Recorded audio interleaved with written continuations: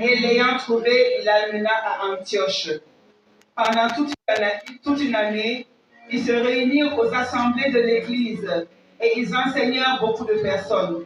Ce fut à Antioche que, pour la première fois, les disciples furent appelés chrétiens. Amen. Veuillez vous asseoir.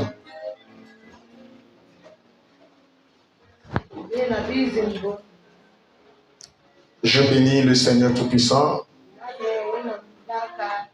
celui qui nous a aimés, celui qui ne cesse de veiller sur son Église et qui protège son Église. Que son nom soit loué ce matin. Sur son Église et qui protège son Église. Que son nom soit loué ce matin. Je vais vous parler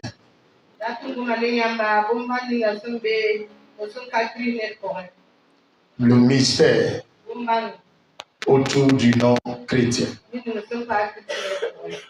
Alléluia. C'est-à-dire, être chrétien est un mystère. Le mystère que dégage, que révèle le nom chrétien. Alléluia.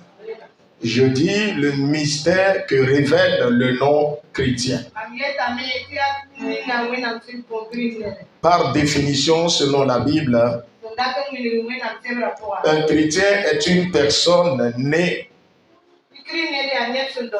Une personne née non du sang, née non du sang, ni de la volonté de la chair, ni de la volonté de l'homme, mais de Dieu, par la foi en Jésus-Christ, et qui suit et pratique son enseignement, rapporté par les évangiles. Qu'est-ce que je voulais dire? Être un chrétien, une personne qui est née de Dieu. Donc, tout quiconque qu'on appelle chrétien, dans le sens réel, dans le sens propre, est une personne qui est née de Dieu par la foi en Jésus-Christ et qui suit et pratique les enseignements de Jésus. Ces trois choses là-bas. D'abord, par la foi en Jésus, tu es né de Dieu. Tu reçois Jésus dans ta vie et tu es devenu quoi? Un enfant né de Dieu. Quel que soit ton rang social, quel que soit ton âge, le jour où tu acceptes Jésus, tu seras engendré dans le monde divin, dans le monde de Dieu. Et c'est par la foi que tu seras engendré dans ce monde.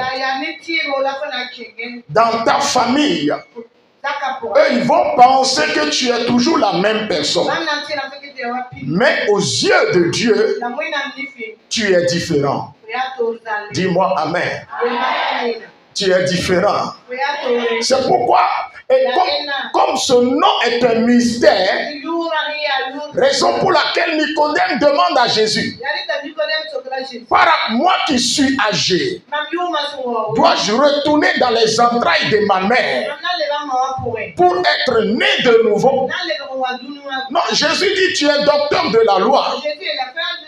Mais ce que je te dis, c'est l'esprit qui va te faire comprendre. Alléluia. Ce n'est pas une naissance biologique, mais il s'agit d'une naissance spirituelle. Alléluia. Par rapport à la naissance biologique, on a besoin de l'ovule et du spermatozoïde. Et les deux doivent se rencontrer dans la matrice de la mère pour donner naissance à un œuf. C'est de cette manière aussi, vous avez besoin de la... Donc je disais que vous avez besoin de la parole et l'ovule de l'esprit. Maintenant, l'ovule et la parole vont se rencontrer dans ton esprit. Et les deux vont donner naissance à une nouvelle personne. Et cette nouvelle personne, on l'appelle le chrétien. Oh, alléluia.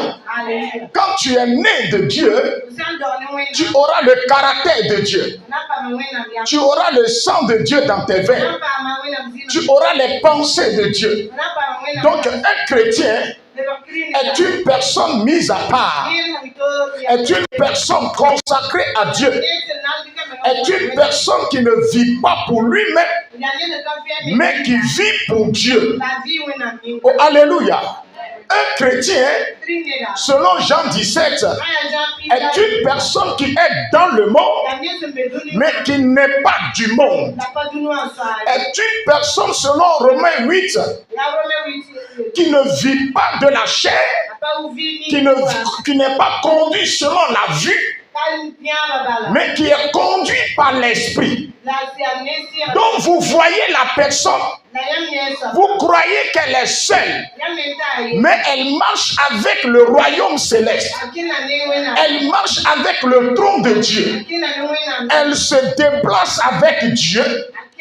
Elle se déplace avec les séraphins. Elle se déplace avec les 4 êtres vivants. Parce que à travers la foi, par sa foi en Jésus, Dieu vient et demeure dans son esprit. C'est quelqu'un qui a une relation avec Dieu par son esprit. Son esprit qui est régénéré. Son esprit qui est dépouillé de toute présence pécheresse. Son esprit qui est dépouillé de toute semence du péché. Donc c'est une personne surnaturelle, pas une personne ordinaire. C'est quelqu'un qui a connu la repentance authentique. Je le répète très bien. Avant qu'on dise que tu es chrétien, il faut d'abord connaître la repentance authentique, connaître la conversion. Tu as décidé, tu as pris un engagement sincère et sérieux pour dire que Jésus-Christ, à partir d'aujourd'hui, je marcherai avec toi. Je ne vais plus, Satan ne sera plus mon maître. La chair ne sera plus mon maître. Les convoitises de ce monde ne vont plus me dominer. Mais je marcherai par l'esprit. Je marcherai par la foi. Oh, alléluia. Oh, alléluia. Donc celui qui a renoncé à sa vie de passé, celui qui a renoncé à sa vie pour accepter Jésus dans sa vie, la Bible déclare, cette personne a reçu les enseignements de Jésus. Et elle suit les enseignements de Jésus. Elle les pratique. Pas seulement suivre, mais il faut également pratiquer les enseignements. Et c'est les enseignements qui vont façonner le caractère de cette personne, le comportement de cette personne. C'est l'enseignement qui va renouveler son intelligence. Je suis en train de parler des mystères qui sont autour du non-chrétien. Donc quand tu es un chrétien, bien-aimé dans le Seigneur, sur la terre, tu as un père, une mère biologique. Mais Dieu dit, suivez-moi bien, Dieu dit, tu es sorti de la fusion, de l'union de tes 2 parents, dans ton papa et ta maman. Maintenant, comme tu es devenu chrétien, Dieu dit, tu es né non du sang, non de la volonté de la chair, non de la volonté de ton papa. Ce n'est plus ton papa qui a envie de ta maman. Et les deux sont unis dans la chair. Et tu es sorti. Non. La Bible déclare la naissance biologique et par laquelle tu es venu dans le monde. Tu seras engendré dans le monde spirituel par la naissance spirituelle. Et cette naissance, l'œil physique ne peut pas voir cela. L'œil nu ne peut pas contempler cela. Oh, alléluia. Donc là où nous sommes aujourd'hui, si tu es réellement un chrétien, tu es dans le monde, mais ce monde ne t'appartient pas. Ton monde s'appelle le monde de Dieu, le monde surnaturel, le monde où vivent les anges. Oh, alléluia. Et le monde où Dieu même existe. Donc, ce qui veut dire que un chrétien, c'est une personne qui est dans la chair, qui vit dans la chair, mais vit également en esprit.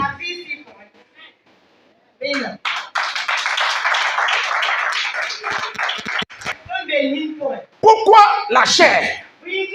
Suivez-moi bien. Parce que tu portes le corps. Oh, amen. Ton esprit est régénéré. Ton âme est sur le point d'être sanctifiée, d'être sauvée. Et le jour de la résurrection, le corps sera ressuscité. Le corps sera sauvé. Et la Bible déclare, un chrétien est le temple de Dieu. Le corps du chrétien est le temple du Saint-Esprit. Ce qui signifie, là où tu te trouves actuellement, tu es le temple de Dieu, tu es le temple du Saint-Esprit, tu es le temple de Jésus. Donc tu es l'incarnation de la Trinité. Donc les anges qui contrôlent, qui guident le trône de Dieu, ces anges-là également t'accompagnent. Donc on ne peut pas voir ces anges avec l'œil nu. Donc quiconque qui va se lever, pensez que toi aussi tu es comparable aux autres humains. Comme si tu es une personne ordinaire. Mais elle ne savait pas que tu es dans le feu. Ton corps est feu, ton corps est esprit. Et la personne va se lever et va vouloir te faire du mal. Le Dieu qui est en toi, l'esprit qui est en toi, qui est le feu dévorant, sortira de ta personne et va la dévorer. Oh my God! Elle va la dévorer. C'est pourquoi, bien-aimés, Jésus-Christ nous exhorte à ne pas céder aux convoitises de la chair. Nous, ces derniers jours, nous sommes en train de détruire les tueurs de destinée. Tu ne peux pas tuer un tueur de destinée sans connaître ton identité, sans connaître de quoi tu es capable. La personne que tu as reçue dans ta vie, de quoi, ce que la personne a fait de toi. C'est pourquoi ce matin, je t'exhorte, je t'exhorte à renoncer à la vie de la chair, parce que ta personne est mystère. Je dis, tu es un mystère. Dis à ton prochain, il y a un mystère autour de ta personne.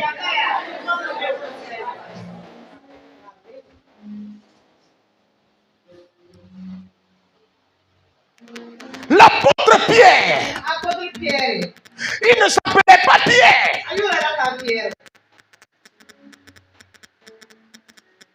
Il se nommait Simon. Et il était pécheur. La Bible dit Jésus l'a rencontré. Et dès sa rencontre avec Jésus, la Bible déclare sa vie a changé. Sa façon de parler a changé. Sa révélation a changé. Et il dit à Jésus, et sur ta parole, je vais mener mes activités. Sur ta parole, je jette le filet. Un chrétien ne fait pas les choses selon ses paroles, mais plutôt fait les choses selon la parole du Christ, selon la parole qui vit en lui. Bien-aimé dans le Seigneur, avant toi-même tu as des principes. Avant toi-même tu as des exigences. Tu as ta manière de faire les choses. Mais le jour où tu acceptes de devenir chrétien, Maintenant, tu ne vivras plus pour toi-même, mais tu vis pour Dieu. Donc, tu seras soumis aux exigences de l'esprit. Tu seras soumis aux exigences de la personne pour qui tu vis. Oh, alléluia. Oh, alléluia. Oh, alléluia. Oh, j'ai dit alléluia. J'ai dit alléluia. J'ai dit alléluia. Pierre qui était un pécheur, il travaille le filet. Il est habitué à rester sur la mer pour prendre des poissons. Mais le jour où il a rencontré Jésus, Jésus lui dit, tu ne seras plus pécheur. Tu ne seras plus pécheur, mais tu seras pécheur d'hommes. Et une personne est devenue une pierre. Le roc sur lequel Jésus bâtira son église. Oh, alléluia. Ce qui signifie, là où nous sommes là, dans le monde spirituel, notre vie est construite sur la vie de Pierre. L'église est bâtie sur Pierre. Oh, Pierre est une personne. Qu'est-ce qu'il a fait de Pierre? Oui.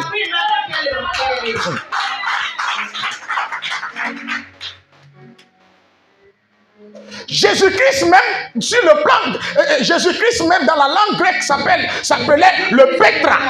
Et Pierre le Pétros. Maintenant Pierre le roc dans rocher. Pétros dans Pétra. Oh, alléluia. Pétros dans Pétra. Donc toi chrétien, quand tu acceptes Jésus, toi aussi tu es dans Pétra.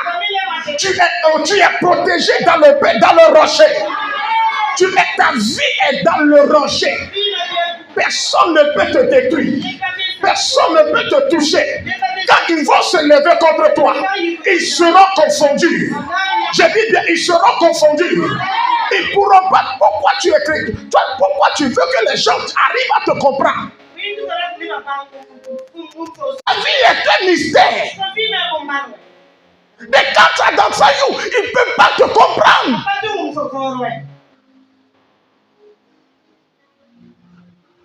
Quelqu'un qui menait une vie passée. La personne a dit, je reçois Jésus dans ma vie. Vous ne voyez pas Jésus. Tout à coup, la vie de cette personne change. Vous n'avez pas peur de cette personne? Être chrétien est une démonstration de la puissance divine.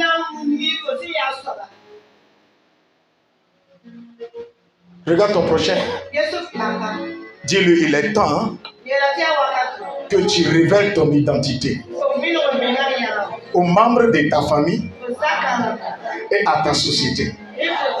Si tu es chrétien, ta présence dans une famille, tu es chrétien, ta présence dans ton foyer, ta présence dans la vie de tes enfants est inutile. Tu n'es pas digne. Dieu va te retirer le nom. C'est pourquoi Jésus dit, au dernier jour, je vous dirai, je ne vous connais pas. Il est temps que, si tu rentres en esprit, tu arrives à quelque part, et tu dis au nom de Jésus-Christ, que le règne de Dieu vienne en ce lieu. Que la terre tremble sous ton pied. Que le monde tombe sous ton pouvoir. Comme, écoutez, le Jésus a dépouillé Satan complètement. On dit Satan a été dépouillé. La puissance qui a dépouillé Satan, Dieu prend cette puissance-là, il l'investit en toi. Qui es-tu? Il a envoyé son fils. Avant que tu ne deviennes chrétienne, Dieu a envoyé son fils. Le fils est venu. Il a payé un prix par sa vie. Son sang a été versé juste pour que toi tu sois sauvé. Donc qui tu es pour Dieu? Tu es tellement important à Dieu jusqu'à ce qu'il n'a pas tardé à livrer son fils, à sacrifier son fils pour que toi tu sois sauvé et que ta personne spirituelle soit révélée au monde. C'est pourquoi celui qui refuse d'être chrétien, moi je me moque de cette personne.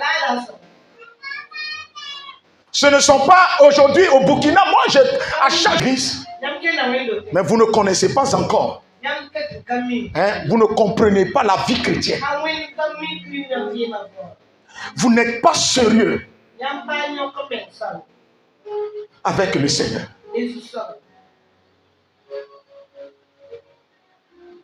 Les disciples ont demandé à Jésus, apprends-nous à prier.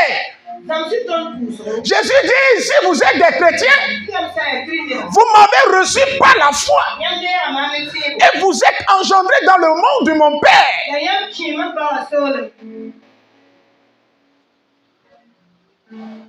Votre prière doit faire descendre le règne de mon Père sur la terre pour que la volonté de mon Père soit faite sur la terre. Là où le péché abonde, la grâce viendra annuler le péché. Moi, chrétien, démon va me poursuivre jusqu'à me détruire ma vie. Le pouvoir qui a dépouillé le Satan, ce pouvoir est en toi. Cette puissance est en toi. Mais ce que Dieu te demande, ce que Dieu nous demande, tu n'as pas besoin d'aller chasser Satan, mais développe ta relation avec Dieu et que Dieu soit permanemment présent dans ta vie. Quand la consacration de la présence de Dieu est vraiment totale dans ta vie, de la manière dont Dieu se tient en un lieu, quand toi-même tu rentres dans le lieu, tu commences par trembler. C'est de cette manière Satan va trembler sous ton pouvoir. Oh alléluia! Oh alléluia! J'aimerais te dire quelque chose. Il est temps que tu développes ta relation avec Dieu. Tu ailles loin avec ta relation avec Dieu. Il faut aller loin avec Dieu. Sinon tu seras toujours un bébé chrétien. Les bébés chrétiens, on ne les appelle pas les chrétiens. Mais on les appelle des hommes charnés, des enfants. Les bébés in vitro.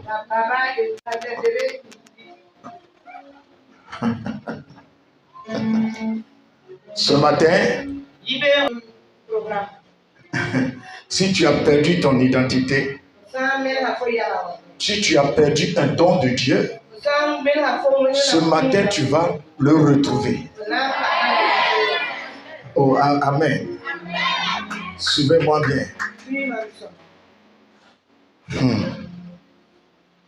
Un chrétien, c'est quelqu'un que Dieu a choisi. Et il a choisi dans sa famille. Et il lui a communiqué sa vision.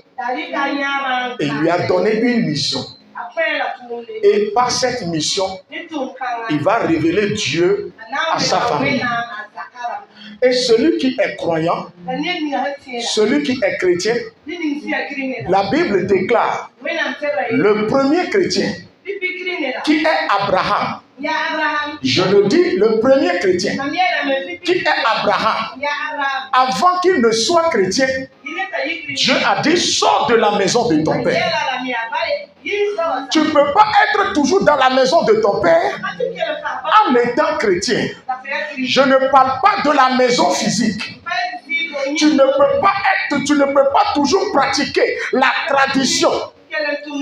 Tu ne peux pas être attaché aux coutumes en disant que tu es chrétien. Tu dois sortir de la tradition. Tu dois sortir de la pratique du fétichisme. tu dois quitter l'idolâtrie. Tu dois te séparer du monde. En te séparant du monde, maintenant Dieu en personne vient dans ta vie et il trace un chemin devant toi. Il te prépare. Je dis bien, Dieu te prépare. La Bible déclare, Abraham avait tout. Le seul problème qu'avait Abraham est qu'il était stérile. Sa femme n'avait pas d'enfant. Il n'avait pas d'enfant. Et il cherchait un enfant. Mais la Bible me dit, lorsqu'il a rencontré Dieu, l'Esprit de Dieu a changé sa vie. L'Esprit de Dieu a dit, on ne va plus t'appeler Abraham. Ta femme aussi ne sera plus appelée Sarai.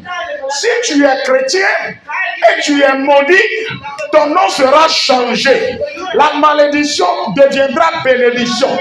La pauvreté deviendra bénédiction. La pauvreté deviendra richesse.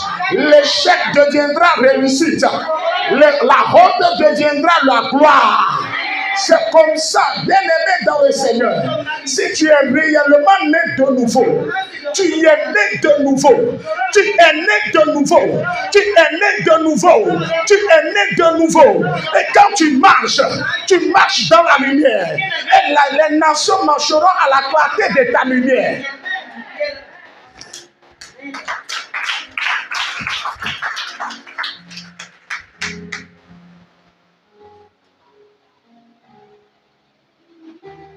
Dans la chambre haute. Il dit, restez-y pendant 10 jours. J'enverrai la promesse de mon Père sur vous. Un chrétien, c'est celui en qui la promesse de Dieu s'accomplit.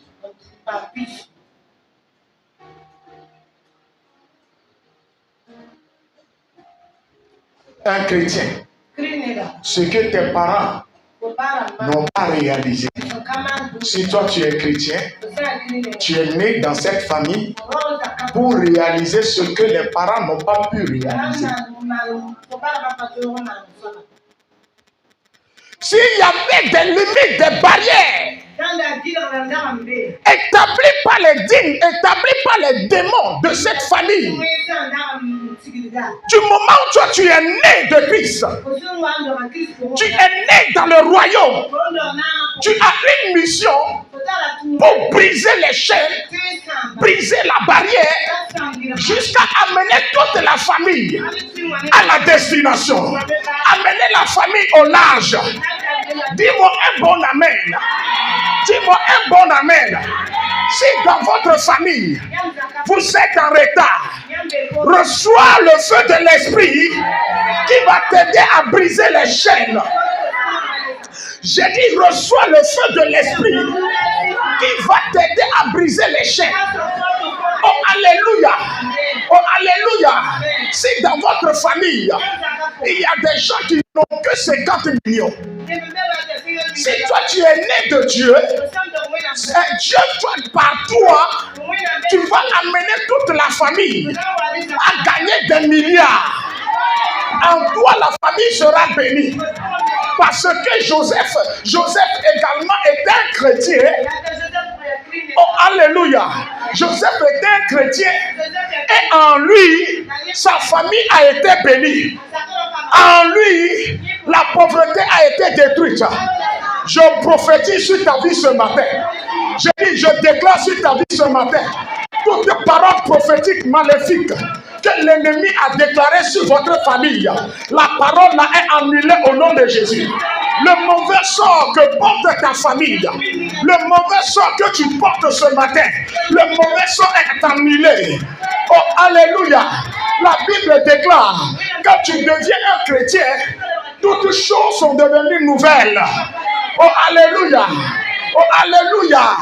Oh, alléluia. Si tu es maudit, on t'a maudit, on t'a jeté un mauvais sort. Ce matin, le mauvais sort est annulé par le sang de Jésus. J'ai dit, le mauvais sort est annulé par le sang de Jésus.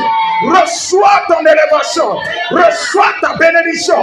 Reçois ta bénédiction. Les barrières que l'ennemi a établies, ces barrières sont renversées. Ces barrières sont renversées. Au nom de Jésus. Dis-moi un bon amen. J'ai dit, donne-moi un bon amen. Assois-toi. L'apôtre Simon. Il connaît bien la mer. Mais il n'a jamais marché sur les eaux.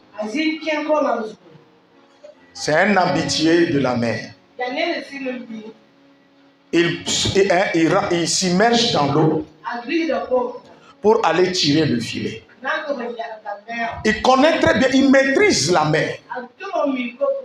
Mais il n'a jamais marché sur l'eau.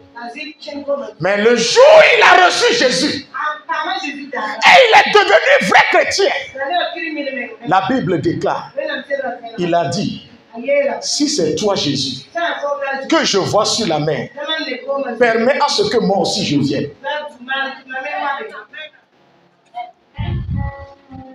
Pourquoi? Parce qu'il connaît la mer.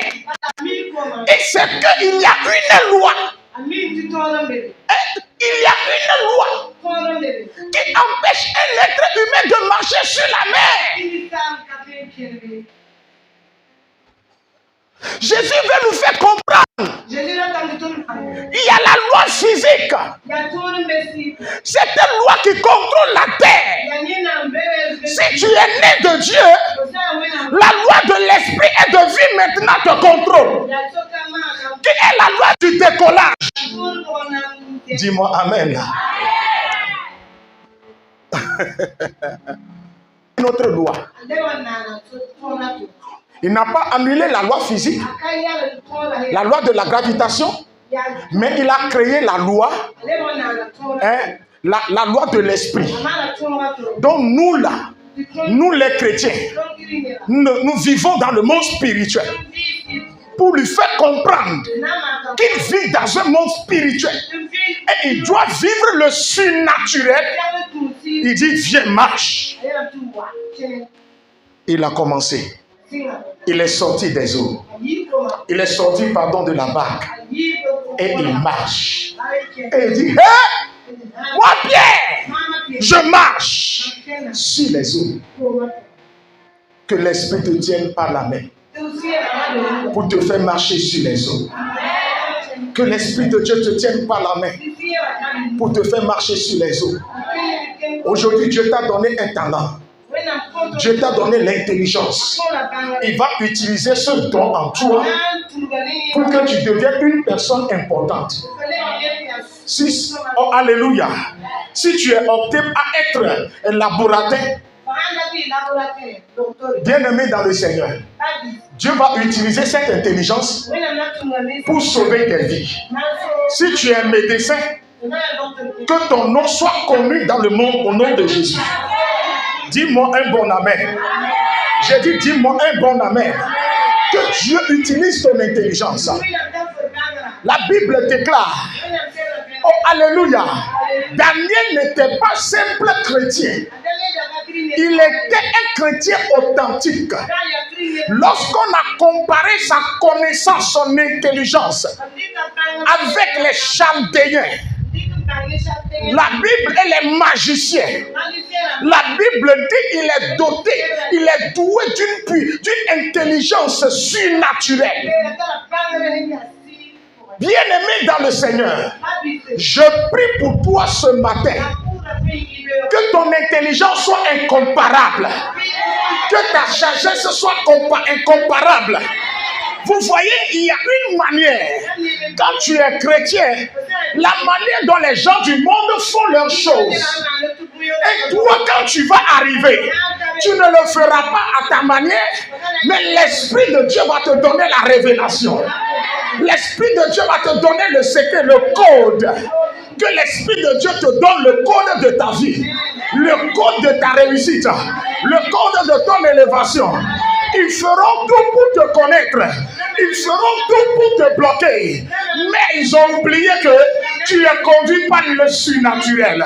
Tu es conduit par le Dieu Jéhovah. Tu es conduit par El Shaddai. Tu es conduit par l'Elohim. Tu es conduit par le lion de la tribu de Juda. L'intouchable, l'indestructible. S'ils t'ont détruit tes parents, mais toi, laisse-moi te dire, ils ne pourront pas te détruire. S'ils ont bloqué tes parents, toi, ils ne pourront pas te bloquer. Toi, tu vas réaliser des choses. Tu vas réaliser tes projets. Je prophétise sur ta vie ce matin. Que l'Esprit de Dieu t'amène en Europe. Que l'Esprit de Dieu t'amène au large. Que Dieu bénisse tes mains. Que Dieu bénisse tes activités. Au nom de Jésus. Que cette année, que tu vives le surnaturel. Le surnaturel de Dieu. Le surnaturel de Dieu. Le surnaturel de Dieu. La Bible déclare, ceux qui l'ont reçu, il leur a donné le pouvoir. Le pouvoir. Reçois ton pouvoir. Reçois ta puissance. Reçois le pouvoir surnaturel de Dieu. Alléluia. Toi.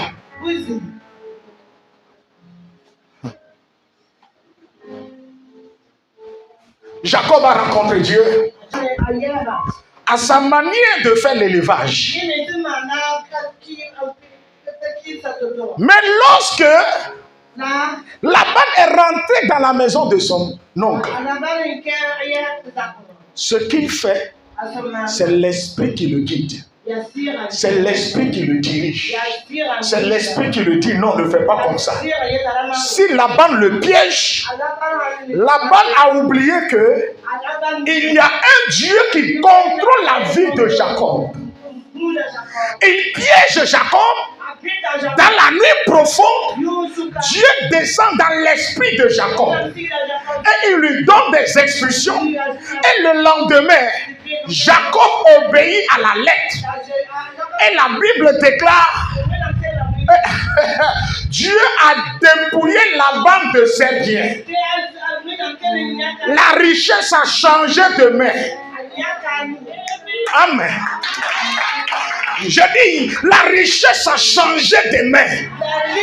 Si tu es ouvrier dans une entreprise et tu remarques que le patron t'exploite, rentre en Jésus. Demande-lui, Seigneur, guide mes pas dans cette entreprise. Parce que tu es le maître des entreprises. La Bible déclare, Joseph le chrétien est rentré dans la maison de Potiphar. Je ne parle pas des chrétiens immatures. Je ne parle pas des chrétiens charnels. Je parle des chrétiens qui marchent par la foi. Des chrétiens qui marchent selon l'esprit. Les chrétiens qui sont guidés, qui aiment vivre le surnaturel de Dieu. Il est esclave.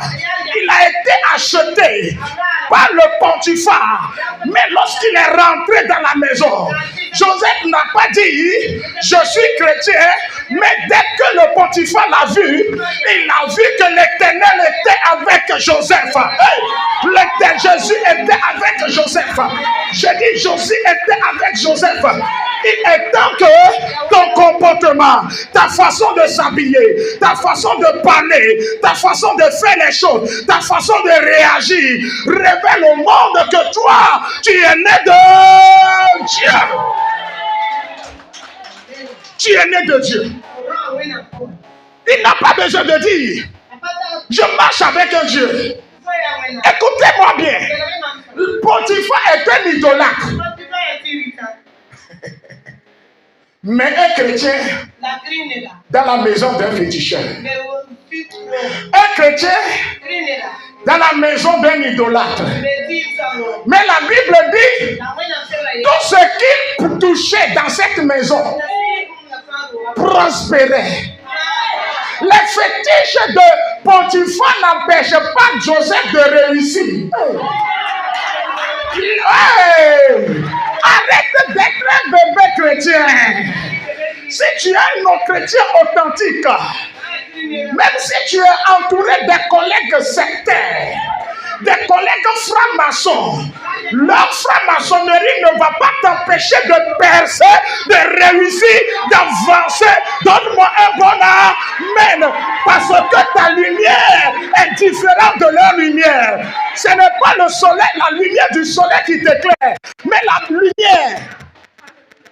lumière qui est née de l'esprit et de la parole. C'est ça. C'est cette lumière. Écoutez, la Bible dit, Jésus a dit, le soleil ne sera plus votre lumière. Moi, Jésus, moi, Dieu, je serai votre lumière. La Bible dit, vous êtes la lumière du monde. Notre lumière, ce n'est pas la lumière du soleil. Dieu a dit que la lumière soit. Mais avant que Dieu ne dise que la lumière soit, l'Esprit de Dieu était déjà là. Et il a préparé le terrain. My God. L'Esprit était déjà là. L'Esprit était en mouvement. L'Esprit se mouvait. Il allait d'ici et là. Parce qu'il préparait le chemin pour la parole. Et l'Esprit est prêt. Lorsque l'Esprit est prêt pour rencontrer la parole, Dieu s'est levé et il a dit que la lumière soit. L'Esprit s'est ouvert. La lumière, la parole est entrée en lui. Cela a donné naissance à la lumière. Oh, alléluia. Oh, alléluia. Oh, alléluia. Et la Bible déclare, lorsque la lumière est apparue, qu'est-ce qui s'est passé? On a trouvé une place aux ténèbres. Les ténèbres qui règnent dans ta vie. Les ténèbres qui règnent dans tes affaires. Ce matin, Dieu va leur trouver une place. Dieu va leur trouver une place. Dieu va les repositionner. Il n'y a pas de relation entre toi et les ténèbres. Comment ça?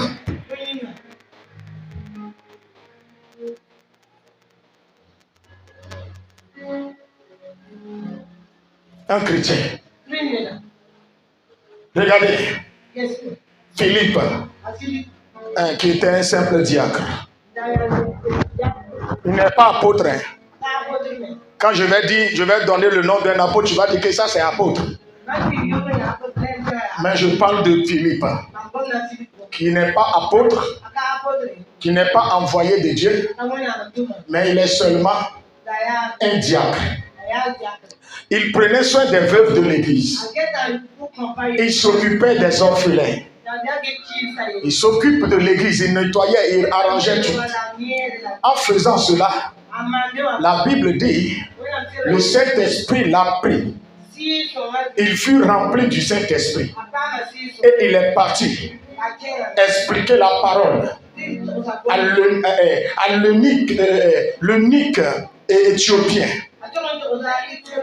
Et l'Éthiopien a compris le message. Et il a demandé à ce qu'il soit baptisé. Et c'est de cette manière Philippe l'a baptisé. Après l'avoir baptisé, la Bible déclare, l'Esprit de Dieu a pris le diacre Philippe.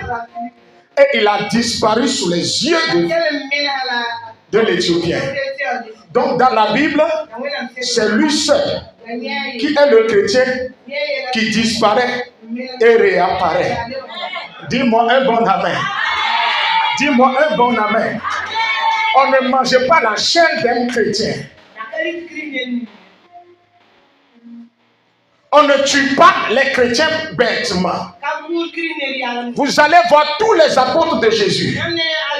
Eux-mêmes, ils ont prédit la manière dont ils doivent quitter la terre. La manière dont ils doivent mourir, c'est eux-mêmes qui ont prophétisé cela. Au nom de l'amour qu'ils ont pour Dieu.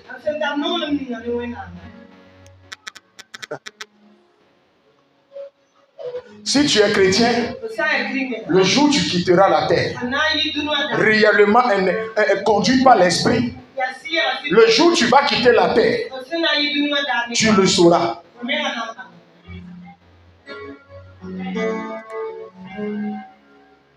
Aujourd'hui, que ta vie soit vêtue par la puissance d'en haut.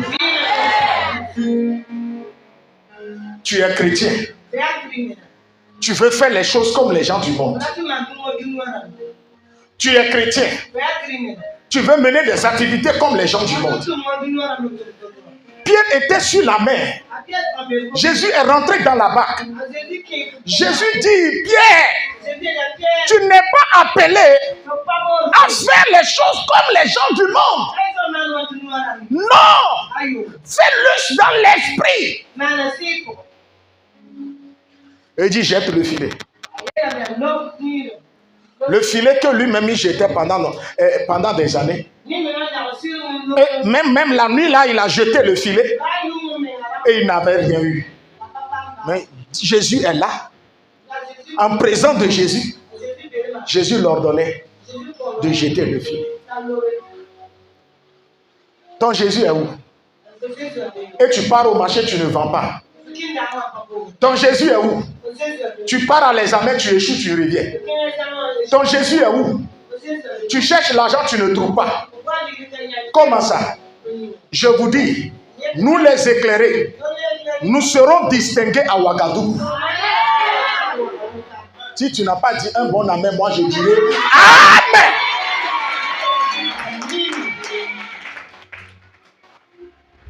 Suivez-moi. Hey! Ah là. Suivez bien. Là. Ah oui. Donne la main à ton prochain. Dis-lui, marche en esprit.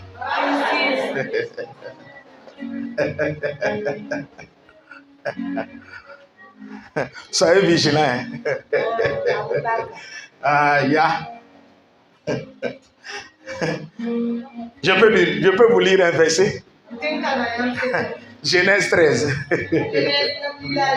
Aïe.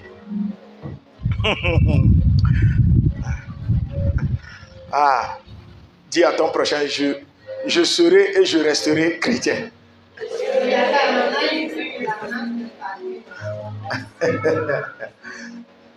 Aïe. Hey, Genèse 13 là, lisez-moi peut-être verset 1 à 2. Le reste, tu n'as pas micro à côté de toi? Ok, vas-y. Genèse 13, verset 1 à 2. Abraham remonta d'Égypte vers le midi, lui, sa femme et tout ce qui lui appartenait, et Lot avec lui. Abraham était très riche en troupeaux, en argent et en or. Quoi? Abraham était très riche en troupeaux, en argent et en or. Ta version dit quoi?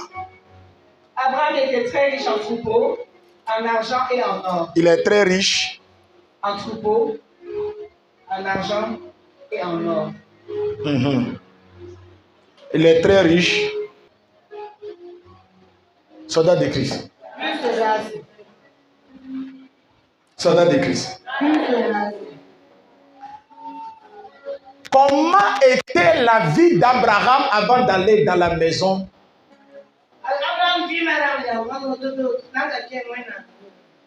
Égyptienne. Il n'avait rien. Il n'a pas d'argent. Il est complètement dépouillé. Il était pauvre. C'est à cause de la pauvreté.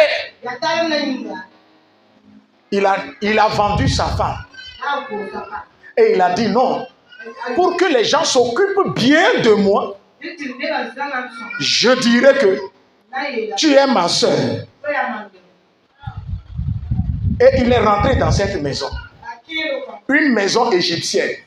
Mais lorsqu'il est rentré,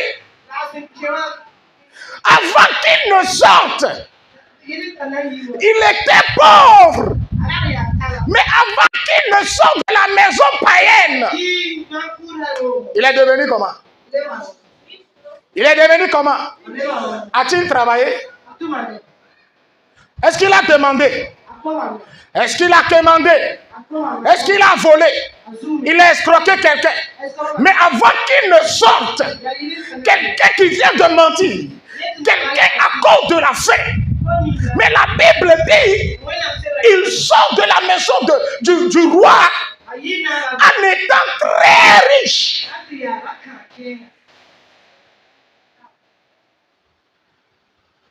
Sa femme qui n'avait pas de servante, avant qu'elle ne quitte de la maison du roi,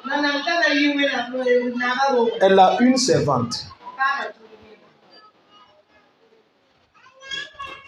Au moment où les chrétiens qui marchent en esprit rentrent dans la maison des païens, s'enrichissent et sortent, les débrouillent complètement et sortent, toi tu as peur, tu as peur.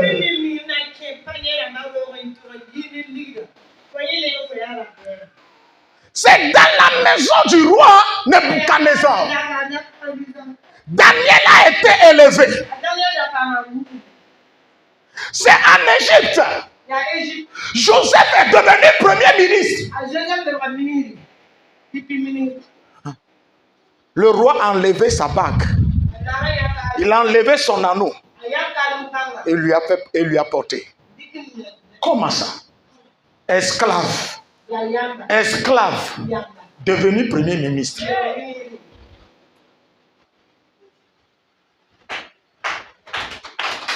Si tu es chrétien, tu dois adopter l'attitude d'un gagnant. Les chrétiens sont des personnes qui adoptent l'attitude d'un gagnant. Elles ne perdent jamais de vue la vision que Dieu les a donnée. Joseph est né pour être ministre.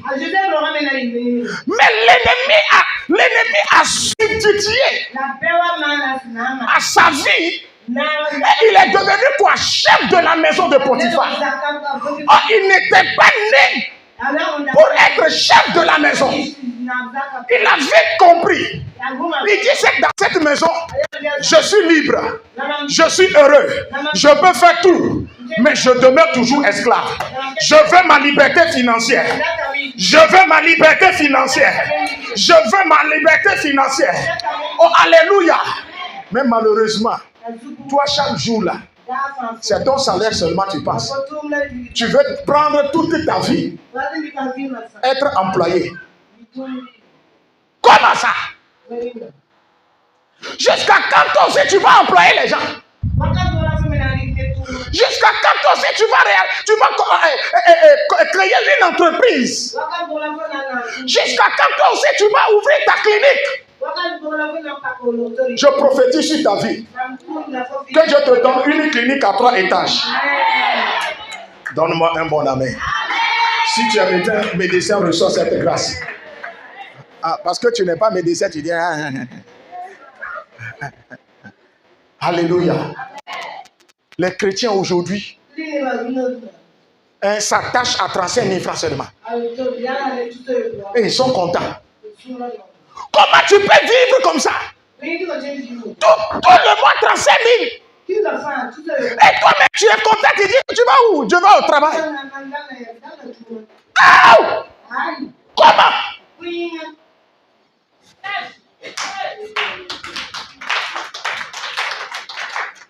On a donné Léa. Écoutez, Jacob voulait Rachel. Mais le lendemain de la nuit de noces, on lui a donné quoi? À la veille, on lui a donné quoi? Léa. Mais il dit, oh, même si vous m'avez donné Léa, je ne voulais pas Léa. C'est Rachel que je veux. Et il a poursuivi sa vision. Quelle que soit la durée de la nuit, quel que soit le temps, il a tout fait pour avoir sa Rachel. Mais toi aujourd'hui, c'est scooter seulement tu as payé. Tu es devenu riche. Oh. C'est moto 650 000 francs seulement tu as payé. Tu es devenu le milliardaire. Qui t'a dit ça? Moi, oh Dieu, mais je ne vais pas parler. Oh, alléluia. Chrétiens, ouvrez les yeux. Changez votre mentalité. Dis-moi amen. Regardez Jésus-Christ même. Le ciel ne lui suffit pas. Dieu, le ciel ne suffit pas à Dieu. Il descend sur la terre pour conquérir la terre. Et il continue de conquérir la terre. Et toi, tu es là d'entrer coucher cela, tu penses que c'est fini. Que Dieu t'aide à quitter ce lieu, à réaliser tes propres ambitions, à réaliser tes projets. Et Dieu ne veut pas des chrétiens médiocres. Il veut des chrétiens excellents.